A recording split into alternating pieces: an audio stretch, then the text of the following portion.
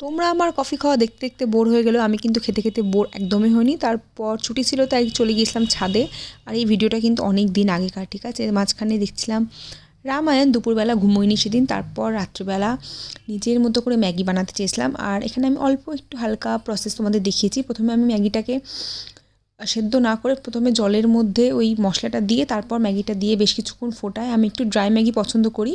আর পুরোটাতে কিন্তু আমি একদম মিডিয়াম ফ্লেমে রাখি। ফাইনালি যখন তৈরি হয়ে যায় আমরা সুন্দর করে প্লেট নিয়ে এটাকে ভালো করে চিপস দিয়ে সাজানোর আগে সেটা চিপসটা খেয়ে তারপর সেটাকে ডেকোরেট করলাম হচ্ছে এই চিপসটা দিয়ে, যেটা খেতে ভালো ছিল। ফাইনালি এরকম লাগছিল দেখতে। আর এবার হচ্ছে টেস্টিংয়ের পালা। ম্যাগিটা অতিরিক্ত ড্রাই হয়ে গেছিলো, বুঝতে পারিনি আমি। যাই হোক, বাট খেতে কিন্তু দারুণ টেস্টি হয়েছিল। তোমরা এরকম করে ট্রাই করে আমাকে জানিও। আর যদি ভিডিওটা ভালো লাগে লাইক, কমেন্ট আর চ্যানেলটাকে সাবস্ক্রাইব করে দিও। দেখা হচ্ছে পরে একটা ভ্লগে। এখনকার মতন টাটা।